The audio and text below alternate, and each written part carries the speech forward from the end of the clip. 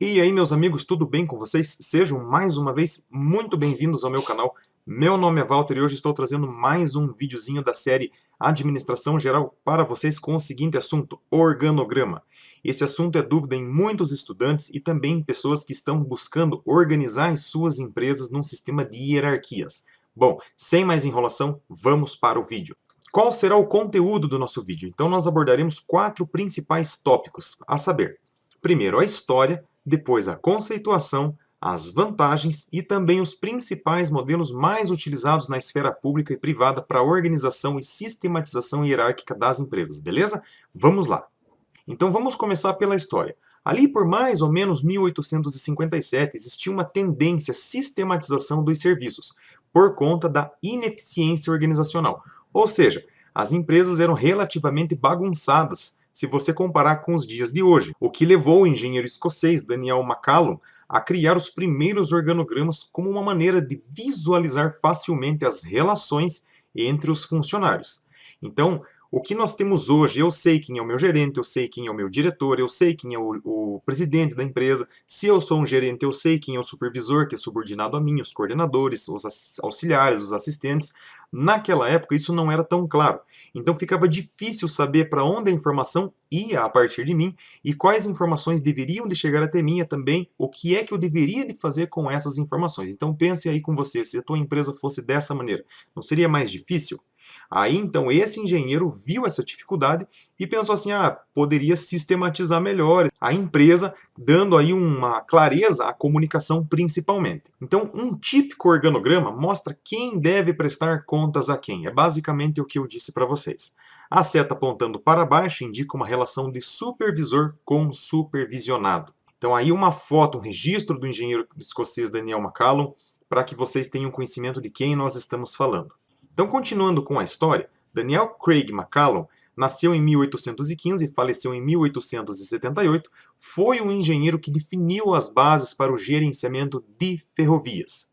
Nasceu na Escócia, migrou com sua família para Nova York quando ainda era um garoto. Trabalhou como engenheiro até se tornar superintendente da New York e Erie Railroad em 1850. Por isso que diz assim que ele definiu as bases para o gerenciamento de ferrovias. Todo o conhecimento dele, toda a ideia que ele teve foi voltado para este segmento. Isso não invalida as ideias dele para outras empresas, muito pelo contrário, reforça. Aqui nós temos uma imagem da malha ferroviária da New York e Erie Railroad no estado da Pensilvânia.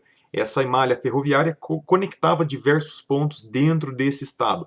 Então é um cartaz realmente antigo que você pode aí ter a curiosidade de olhar cada uma dessas linhazinhas aqui, um pedacinho da linha férrea ou das malhas férreas dessa empresa que fazia essa conexão. Então pensa, para a época, mais ou menos 1850, 1860, realmente uma empresa gigante. Para deixar um pouco mais contextualizado ainda, aonde que fica a Pensilvânia?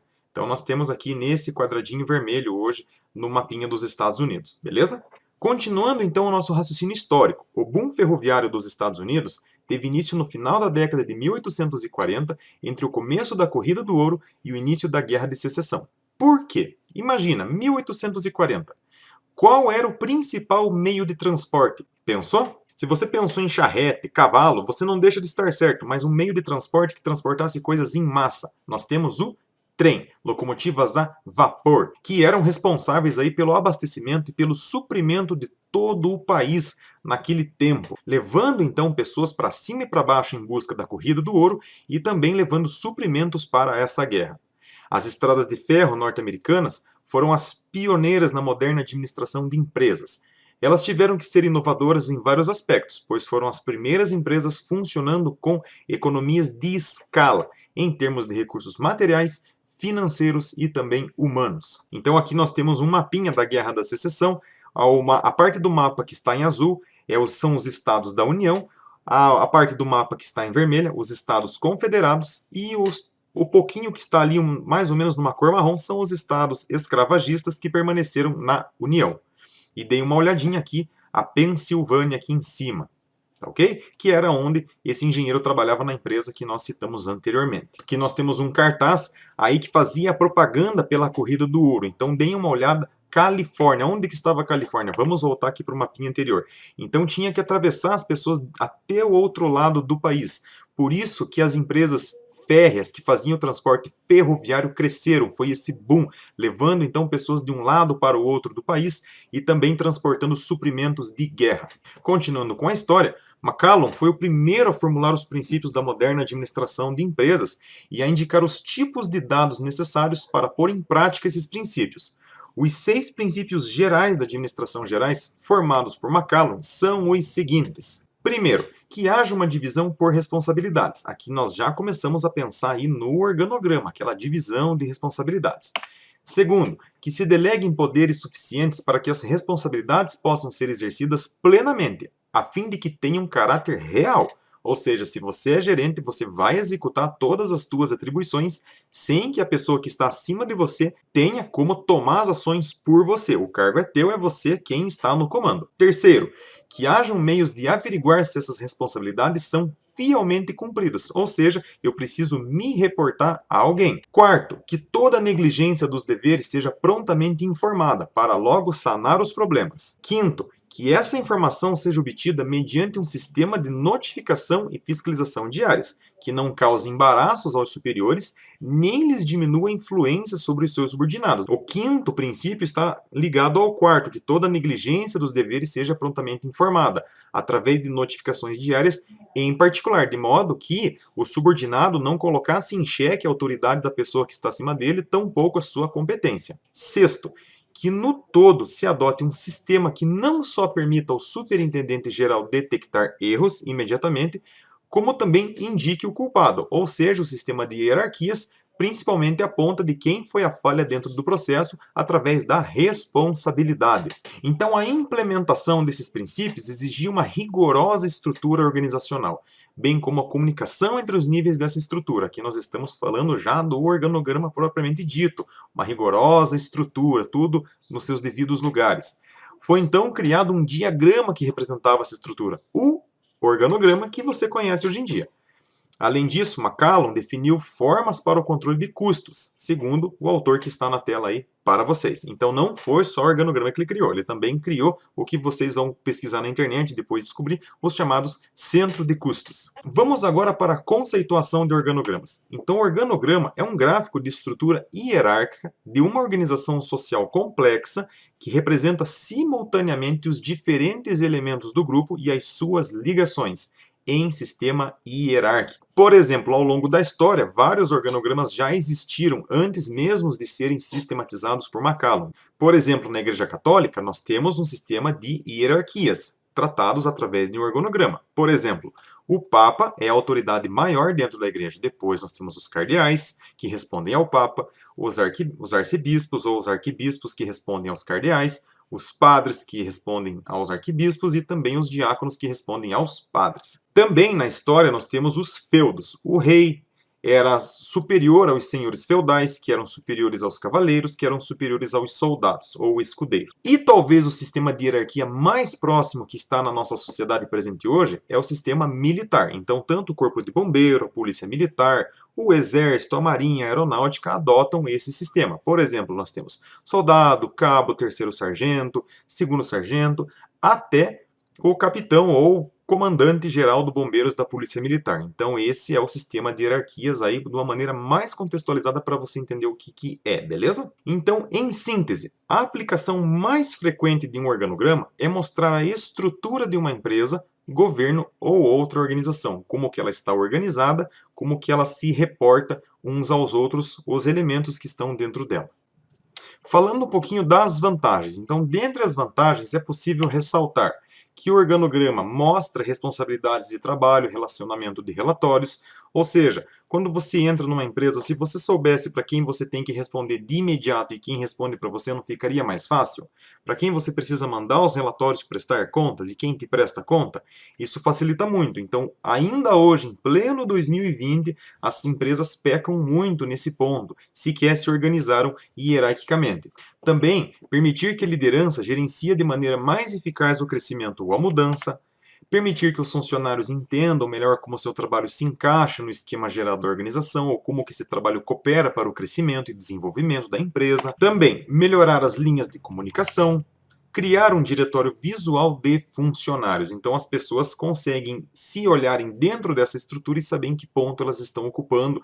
Imagina só, você entra numa empresa e se pergunta, daqui para frente, para onde é que eu posso crescer? Você olha para o organograma hoje, você, por exemplo, é um estagiário. Eu posso virar um auxiliar, depois um assistente, um analista, um supervisor, um líder, um encarregado, depois um coordenador, um gerente e assim sucessivamente. Aqui nós temos um exemplo aí de organograma utilizado pelo grupo UNIS. Então vejam só, no topo nós temos o conselho curador, que está acima da presidência.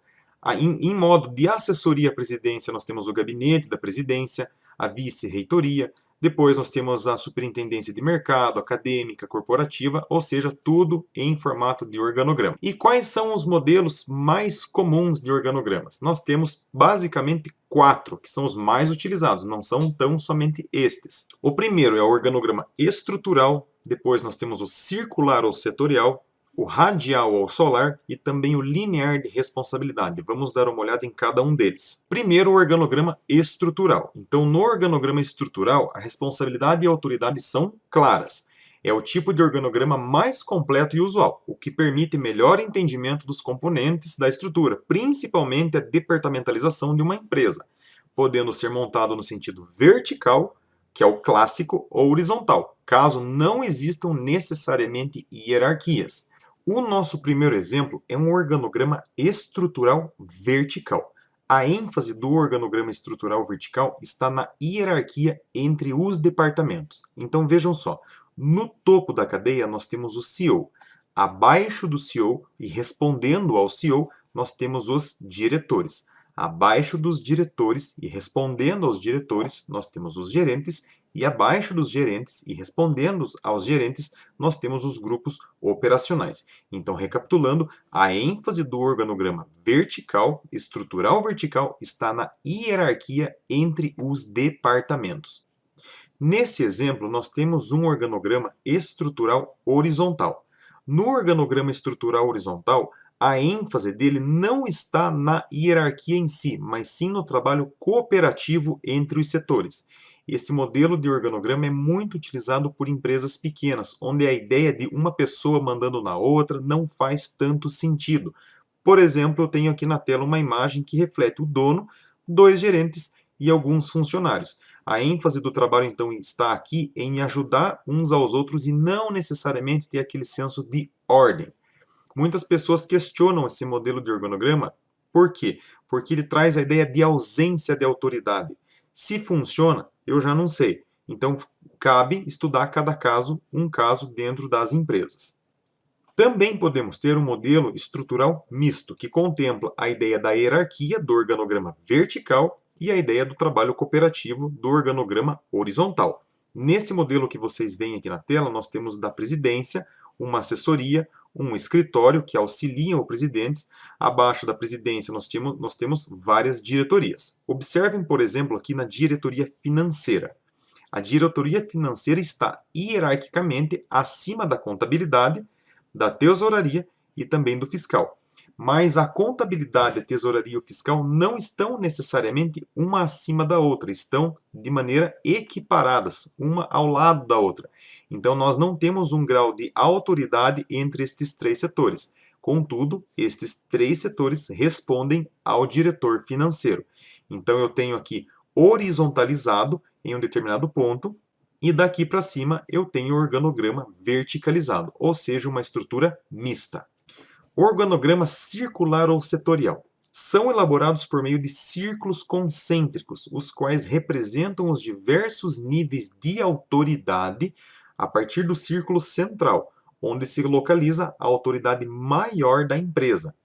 São muito utilizados em instituições modernas e também em instituições filantrópicas, onde a ênfase está na importância do trabalho em grupo. Não há preocupação em representar a hierarquia.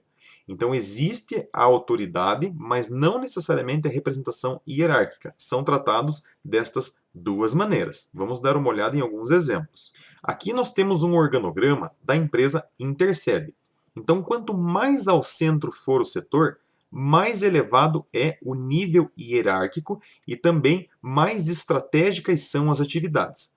quanto mais para a borda do organograma estiver o setor, mais operacional é a atividade e também não tão estratégica em si, tendo em vista o caráter operacional. Nesse outro modelo, por exemplo, que vocês veem aqui na tela, como se fosse um organograma de ONG. A presidência, pesquisa, o planejamento financeiro, atendimento, criação, mídia, produção. Então, esse organograma ele não tem também por objetivo tão somente mostrar a autoridade ou a hierarquia, até porque a hierarquia não é tão visível dentro desse modelo. Então, muitas ONGs utilizam para tirar a ideia de uma pessoa sobre a outra, pessoas mandando em pessoas, na ideia de um trabalho cooperativo entre si, trabalho em grupo, onde todos vão trabalhar em prol de um objetivo. Funciona muito bem em instituições filantrópicas, em ONGs. Em empresas privadas, precisa haver a autoridade em si, tendo em vista que nós temos objetivos, ou que as empresas têm objetivos mercadológicos e não filantrópicos em si. Também tem organograma circular ou setorial invertido, onde a ênfase central é o cliente. E os setores, quanto mais próximos do cliente, são aqueles que têm mais importância e impacto dentro do cliente ou para o cliente, fazendo com que esse consuma os bens produzidos pela empresa ou os serviços oferecidos. Então, nós temos aqui o cliente, negócios e estratégia para bem atendê-los, os recursos humanos que contrata as pessoas para poder atender o cliente, jurídico, expansão de negócios, marketing e aí sucessivamente as atividades. Radial ou solar. O seu objetivo é mostrar o macrosistema das empresas componentes de um grande grupo empresarial ou de uma empresa com várias unidades dependentes, seja nacional ou multinacional.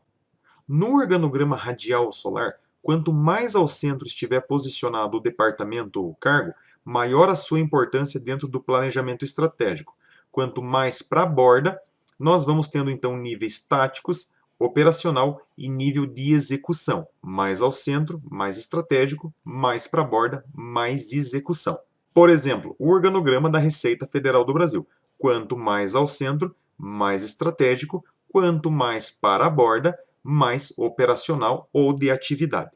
E por fim, nós chegamos no linear de responsabilidade. Então, possui um diferencial em relação aos demais organogramas, pois sua preocupação não é representar o posicionamento hierárquico necessariamente, mas sim o interrelacionamento entre as diversas atividades e os responsáveis por cada uma delas. Vamos dar uma olhada em um exemplo. Então, aqui no último organograma, nós temos que colocar uma atividade em evidência para que a gente consiga enxergar ele de maneira mais clara. Por exemplo, a atividade é aprovar um investimento. Quem é responsável pela aprovação? Segundo a nossa legenda, quem aprova é o diretor. O gerente controla. Depois de aprovado o investimento, quem que aprova o procedimento? O diretor controla e o gerente aprova o procedimento, já que o gerente faz com que seja viabilizado a atividade em si e o diretor tem a função de aprovar. Quem que revisa o procedimento? O gerente participa da revisão e o supervisor controla. Ou seja, então aqui nós temos em uma atividade espalhada em vários níveis hierárquicos, explicando que cada uma das funções é responsável desde a aprovação até o arquivamento. Então poderia colocar mais passos, mais cargos e colocar uma outra legenda de repente. Então esse daqui é bastante customizável de acordo com a necessidade de uma determinada empresa. Beleza, pessoal? E para montar esses organogramas, quais softwares eu posso utilizar? Bom, eu deixo aqui algumas recomendações para você. Quando eu montei organograma, principalmente, deixa eu voltar aqui para vocês. Organograma estrutural, por exemplo, eu utilizava o software Microsoft Excel, porque ele já tem essas formas, eu consigo fazer a inserção destas linhas de maneira bem simples. Vamos dar uma olhada em como que vai ser a demanda desse vídeo. Se quem for assistir sentir a necessidade de ser criado um vídeo fazendo um tutorial de como criar organograma estrutural dentro do Excel, eu faço um próximo vídeo para vocês. Beleza, pessoal? Então, se você tiver dúvidas, deixa aí nos comentários. Se você tiver alguma objeção, também coloca aí para nós que a gente pode discutir. Não esquece de deixar o teu like, de se inscrever no canal e também de deixar eventuais sugestões para os nossos próximos vídeos. Beleza? Um abraço e nos vemos em breve.